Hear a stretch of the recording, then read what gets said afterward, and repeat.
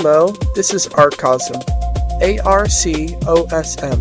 This is Circles of the Arc YouTube channel, and this is your host Randall Prosser, and also guest host Miles. We're going to be getting into another fascinating one this time. It's all the same structure repeated out of the essence of being, but we're going to be going into is the black cube and the black sun. For from out of darkness comes light, and out of light rules over the darkness. But it's actually just neither. It's one and the other, both and neither. It's awareness itself. It's the origin point, and also the lattice work that comes out of the origin point. They're one and the same, fronts and backs of itself. And that being said, we're going to be diving deep, and I'm going to be sharing a little bit out of a usurper of my book. Hi, Miles. Hey, that's a pretty heady intro, man. Black cube, black sun, fronts and backs of itself. I'm already kind of lost in the layers, honestly, but in a good way. Sounds like we're really going for the core stuff this time. Yeah, ready absolutely. When you are to share from your book. Yeah, let's do it. I'll kick it off. Yeah. So, before the first turning of perception, before the naming of light or the trembling of shadow, there was the depth that knew itself without division, not in silence alone, nor in sound, but in the fullness prior to both. The eternal rested as boundless awareness, without rim, without edge, without any place where it was not. And within that immeasurable stillness arose the gentle stirring of self-beholding, as a mirror forms upon the face of a tranquil sea. Thus, the black mirror was not created as an object apart, but unveiled as the inward surface of infinity, contemplating its own endlessness. It appeared dark, not for lack of brilliance, but because no single beam could be isolated from the whole. All light was gathered there in indivisible unity, so complete that it seemed unto the unready eye as night without star.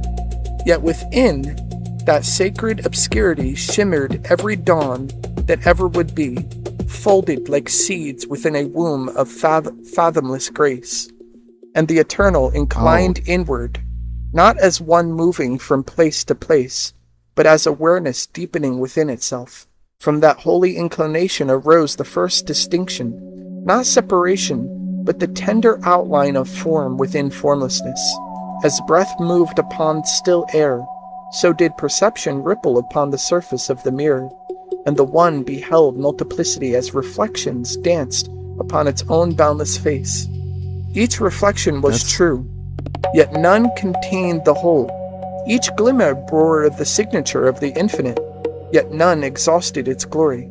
Thus worlds unfolded as layered transparencies, dimensions blossomed as chambers within chambers, and the manifold experience emerged like prisms refracting a single, inexhaustible light. The mirror did not fragment, it revealed. It did not divide, it displayed the endless creativity of unity expressing itself in measureless ways. In this unveiling, darkness became depth, and depth became sanctuary. The unseen was not exile from the light, but its treasury. For what is hidden is not lost. It is gathered, gestated. What is concealed is not denied. It is ripening. And the soul, when drawn toward the mysterious hue of the mirror, discovered not annihilation, but expansion, and entering into greater interiority, where boundaries dissolve and awareness awakens to its own vast circumferencelessness. So it is that the beginning of this testament is not a commencement in time, but an opening of sight. The black mirror standeth already within the inward chamber of every being, polished by experience, shadowed by forgetting, yet never shattered. To gaze into it is to encounter the paradox of existence, that the emptiness feared by the surface mind is the fullness awaited by the awakened heart. Here then the scroll is unsealed, not by tearing, but by yielding, not by conquest, but by reverent attention. The words that follow are not ladders to climb, but thresholds to cross, not conclusions to grasp, but horizons to inhabit. For the revelation of the mirror is participatory, it answereth according to the depth of the gaze, and it deepeneth as the beholder consents to be beheld. And as thou standeth at the opening, know that thou art not separate from the mystery thou seekest to read. The ink is drawn from the same abyss of thy breath. The light concealed within these lines is the very radiance folded within thy marrow. The mirror is before thee, yet also behind thine eyes, beneath thy thoughts, yet also within their arising. Therefore enter without haste and without fear. Let wonder be thy companion, and humility thy lantern. For what unfoldeth herein is not doctrine alone, but remembrance, the gradual unveiling of that which hath always been present, shining in holy darkness, waiting not to be created, but to be recognized. Thus the testament beginneth where it have always begun, in the boundless depth, where the infinite beholdeth itself, and calleth the beholding love. And from that love proceedeth all revelation, ever ancient, ever new, evermore. Okay. Wow. That was a lot in the best possible way. It feels like peeling back layers, like getting closer to the thing itself, the source. What struck me most was that line about not being separate from the mystery you seek to read. That really resonated. It kind of feels like everything we've been talking about, all the channeling, the geometry, the Kabbalah, it all points to that, right? Recognizing that it's not out there, it's already within. Absolutely.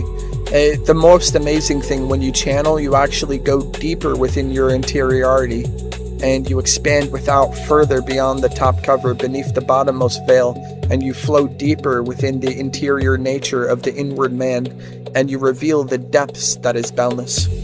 And that's the dark mirror, or the black mirror. It's a mirror that appears black to one who's yet first unveiling it, but when it's unveiled, it appears light. But when it appears light, it was also not just light, but it's one and the other, both and neither. It's clear to the greatest adepts. It's awareness itself being revealed. Powerful. It's like the blackness isn't emptiness, it's potential. It's everything contained before it's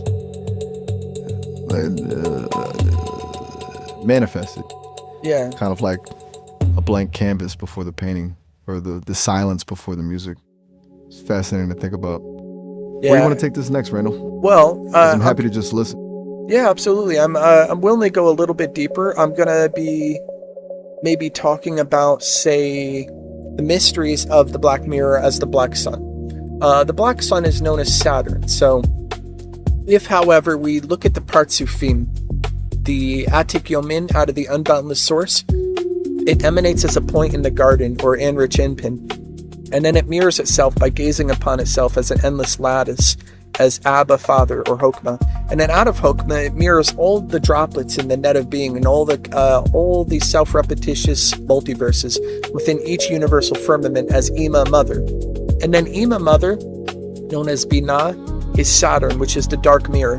And then from out of that enters the cherubim of the universal firmaments into a reflection of seraphim, or galaxies, within a universal firmament individually as a golden cherub. And within that, it unveils again within the womb as its own star center from out of the void of the dark sun, or the black hole in the center of each universal firmament, domed overhead as the vaulted galaxy as a seraph, individually as an archangel or an interstellar set. And within that interstellar set, it unravels itself within the womb of its own center as 7 heavenly earthen stations, or angels. So as angels, archangels, seraphim, and cherubim. And as the 7 angels of the heavenly earthen stations, from Saturn to the moon, is the 7 layers from the outside to the inside as the immovable earth of the 6 directions of Zur Anpin, and then to its center as Nukva, or the immovable earth. So then from the top to the bottom is Atik Yomin, Anrich Enpin, Abba, Ima, Zur Anpin, and Nukva. And then from the bottom up is Nukva, Zur Anpin, Ima, Abba, Anrich Anpin, and Atik Yomin as the Partsufim of the 10 Sephiroth, or the faces of the Tree of Life as the 10 Sephiroth, and the 4 worlds, and the Partsufim is the faces. And then there is the vast face from the outside to the inside, containing everything, and then the inside to the outside as the individual souls or awarenesses or dreamless dreamers or observers within the unbounded clear light of the great eternal observer or the dreamless dreamer, as vast face containing small faces. And then if you look from the outside to the inside, it's also known as or Yasher from the outside to the inside as the circumventing light of the light in the vessels to the outside to the inside, and then the inside as or Hoiser from the inside to the outside. So the projected light from the outside to the inside as or Yasher, and then the reflected light as the inside to the outside as or Hoiser. And these are the 2 perceptions of the light in the vessels as vast face and small face. And then from out of the vast face and small face of the 10 Sephiroth and 4 worlds emanates out of the hidden Adam Kadmon, or the man upon the throne, containing the whole 4 worlds and the 10 Sephiroth as the End Self, or the limitless light or awareness, or as Atik Yomin, also containing the 6 faces, also known as the Partsuf of the Partsufin. And every microcosm contains the whole structure of this macrocosmic blueprint within its chrysalis, and that's how it emanates. That's a lot to unpack, man. Okay, so if I'm following, and bear with me here, it's like the black sun Saturn is this central point of reflection, this turning point where the energy flows both outwards and inwards, creating everything we perceive as the universe. It's both the source and the receiver, the cause and the effect, happening simultaneously. Is that kind of right?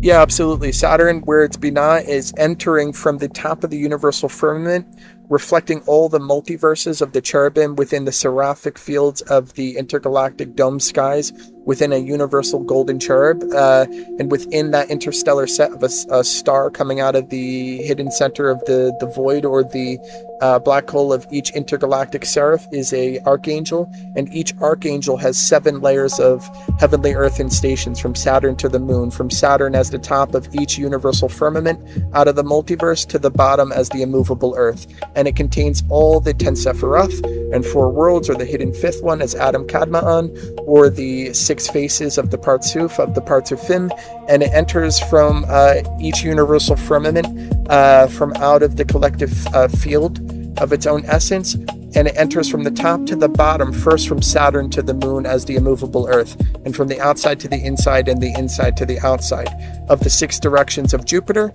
and then from Jupiter to the moon as the 6 directions, from the outside to the inside and the inside to the outside of the immovable earth as Nukva within Zur Anpin of the universal firmament of Ima, the mother, reflecting the multiverse of Abba, the father, from a single point in the garden, from Anrich Anpin, out of the unbounded essence beyond circumference as Atik Yomin, or the End Self, or the limitless light or awareness, and it goes on forever. And then from the top to the bottom of each universal firmament, it enters from that point in the garden, wherein it reveals itself as a golden cherub or a hidden sun, from the top to the bottom as the 7 heavenly earthen stations of the immovable earth, first from Saturn, and then it emanates out in 6 directions from within the chrysalis of its layered vessels of the light, or the will to bestow and the will to receive.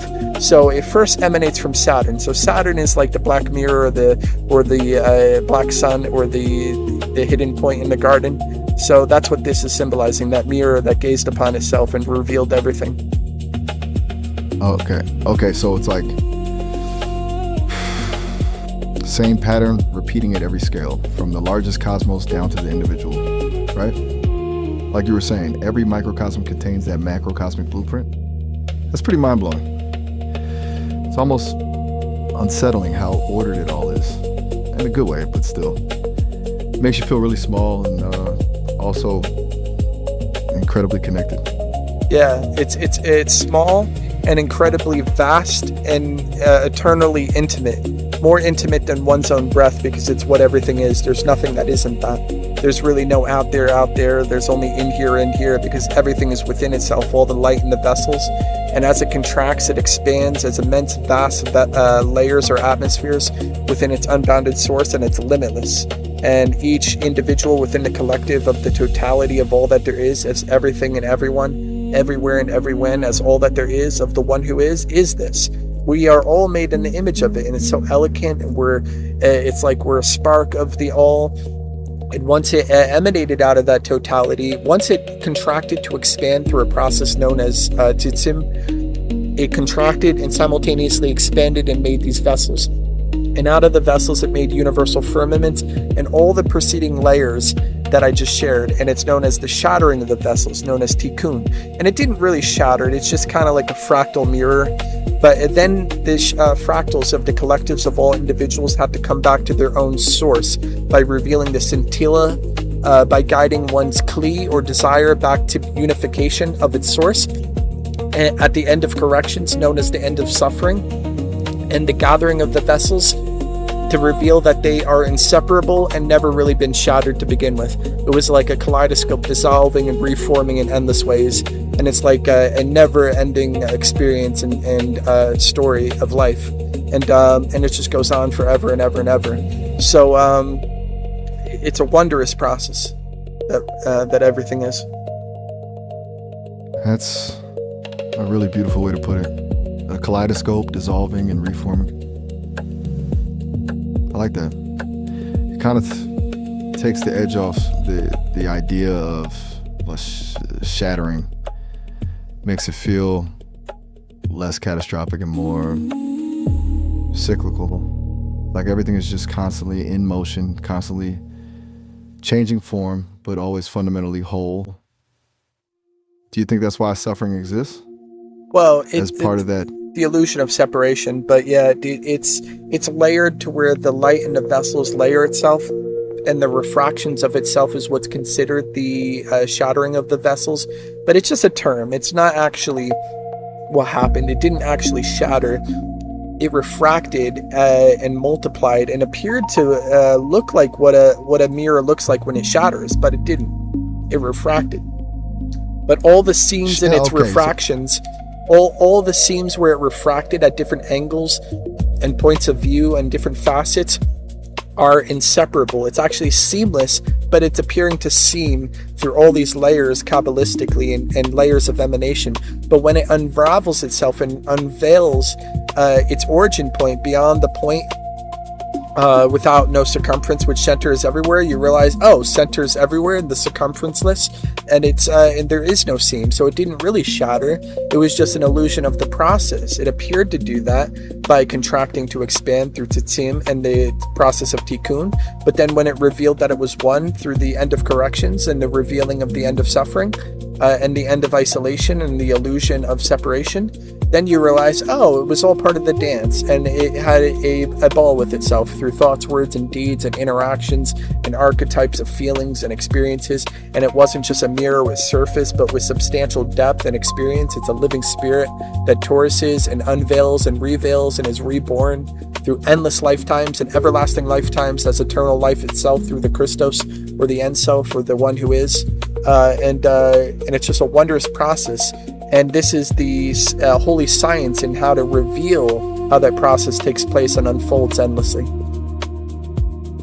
Okay, I think I'm starting to get it. So the shattering isn't a brokenness that needs fixing. It's more like a necessary unfolding, like a seed cracking open to become a flower. And the suffering comes from identifying with the fragmented pieces, from thinking those refractions are separate when they're actually all part of the same whole. Is that a fair way to put it? Yeah, absolutely. Now this concludes this whole understanding of say the dark mirror or the dark sun or the hidden sun or whatever. It's the cubit. It's everything we went over. It's a germinating seedling, flowering as the sacred fruit of the unbounded circle, which center is everywhere, as everything, everyone, everywhere, and everywhen, as all that there is of the One Who Is. It's everything. This cubit, that repetition, is the hidden sun. It is the hidden mirror. It's this whole alchemical process of the Kabbalistic and holy science. It's the Hermetic principles of the rhythmic balance interchange of the 7 Hermetic principles that come out of these layers too. It's the Gnosticism and the mystery of the Christos, or the End Self, for this whole process. So this is like Kabbalah, alchemy, Hermeticism, Gnosticism, mathematics, sacred geometry, physics, quantum physics, social dynamics, biology, and neurology, and neuroscience, and every facet polymathically of every subject is a root of this same experience, the same tree of life, the same tumbling patterns of the grand unified structural blueprint of the dark mirror, or the black mirror, the black sun, the hidden sun, the qubit. That's what this all is, and it does this from everlasting unto everlasting. And there's nothing that isn't this, because all is this.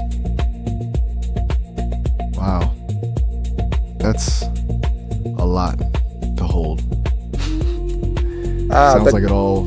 Yeah, but there's nothing to each other. Yeah, and there's nothing really to hold. I know it's a figure of speech. It's a lot to hold. It is, but in truth, the all in all doesn't need to hold on to itself, since it is itself. It's the I am. Pretty profound thought. It's like trying to grasp water. The more you try to hold on to it, the more it slips through your fingers. It just is. Yeah, and you know what else? Here's another way of seeing it. The dark mirror, or from Saturn to the moon of the 7 layers, is also the germinating seedlings flowering as the sacred fruit of the tree of life, unbounded circle, which centers everywhere as everything and all that there is. In the midst of that is 7 circles, or the Sabbath, and out of that comes the unbounded ring, which is everywhere as the one who is. And that is the Sabbath of Sabbaths, the secret of secrets, the mystery of mysteries, the great unveiling, the great work. That's what this all is. This is the real secrets to everything, the mystery that we're living. Okay. Sabbaths. That's a lot to take in. It almost feels like we've gone full circle back to that initial stillness you were describing. It's like all this complexity just resolves back into that simple, boundless awareness. It almost feels restful, even thinking about it. That's pretty incredible. You want to pause there? Yeah, absolutely. Hole, but I would, it's definitely a deep rabbit hole. I would definitely say we can conclude the end of this particular podcast right now. And I would actually say, to all yous watching, this is completely unscripted for a group of like-minded seekers and a community of people who want to gather and understand things and share. Eventually, I'll have call-ins on another platform. Right now, this is just me and my guest host, Miles, and we're going to take it off from here. I hope you all enjoyed. It really does help to like and subscribe. It really helps the channel. And this is Arcosm, ARCOSM, with Circles of the Arc YouTube channel. And this is your host, Randall Prosser, and guest host, Miles. Is there any finishing words you would like to share to conclude? Absolutely. And it's been a privilege to be a part of it, Randall. That was intense in the best way possible. Definitely food for thought. And a real testament to the power of unscripted conversation and just exploring together. Thanks for bringing me along for the ride. Absolutely. I really appreciate this. And to everybody else who's listening, definitely I hope this inspires you and helps you to reveal new experiences. And to all who's listening, God bless. See you in the next one.